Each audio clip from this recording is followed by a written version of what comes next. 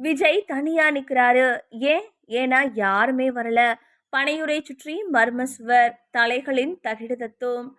தமிழக அரசியல் களம் நாளுக்கு நாள் விறுவிறுப்பாக மாறிக்கொண்டிருக்கிறது.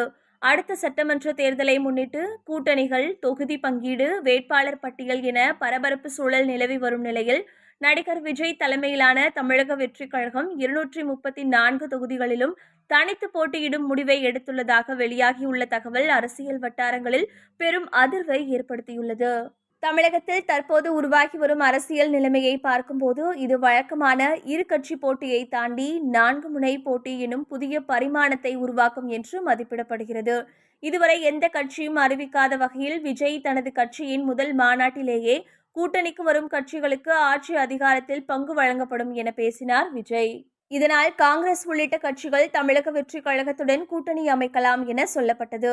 இந்த நிலையில் விஜயின் அரசியல் முடிவுகளால் கூட்டணியின்றி தனித்து போட்டியிடும் சூழலுக்கு தள்ளப்பட்டுள்ளதாக அரசியல் பார்வையாளர்கள் சொல்லுகின்றனர்.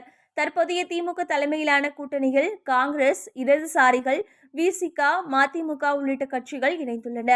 மறுபுறம் அதிமுக மற்றும் பாஜக கூட்டணியும் வலுவாக களம் இறங்கியுள்ளது.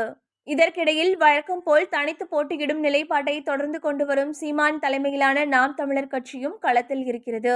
இந்த நிலையில் தாவேகாவும் தனித்து களம் காணும் முடிவை எடுத்தால் அது நேரடியாக 4 முனை போட்டியை உறுதி செய்யும் என அரசியல் ஆய்வாளர்கள் கருதுகின்றனர். கடந்த சில நாட்களாக அமித்ஷா மூலம் பாஜக மேலிடம் விஜயை தேசிய ஜனநாயக கூட்டணியில் சேர்க்க தீவிர முயற்சிகள் எடுத்ததாக தகவல்கள் வெளியாகின.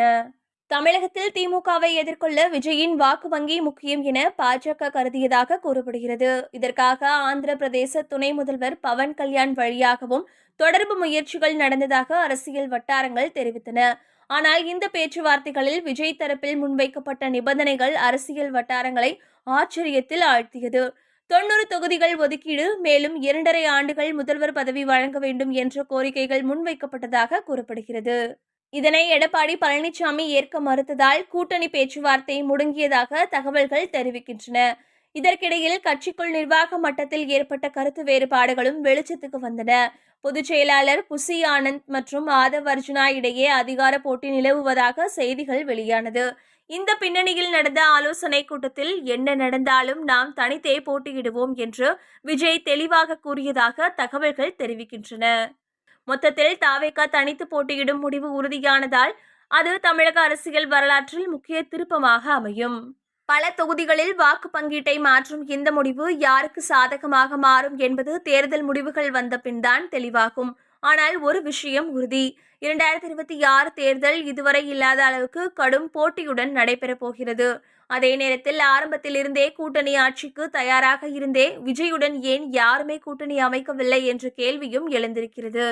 ஆரம்பத்திலிருந்து அதிமுக, பாஜக, காங்கிரஸ், ராமதாஸ், சசிகலா உள்ளிட்டோர் கூட்டணி அமைக்க தீவிரம் காட்டி வந்தனர். ஆனால் விஜயை அணுகுவது அவ்வளவு எளிதானதாக இல்லை.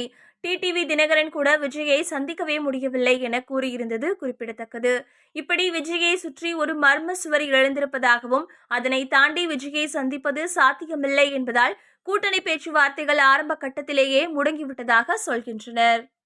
அது மட்டுமல்லாமல் விஜயை சுற்றி இருக்கும் 2ஆம் கட்ட நிர்வாகிகள் இருதரப்பாக செயல்படுகின்றனர். ஒருவரிடம் பேச்சுவார்த்தை நடத்தினால் மற்றொருவர் அதனை அடுத்த கட்டத்திற்கு செல்ல விடாமல் தடுப்பதாகவும் சொல்லப்படுகிறது.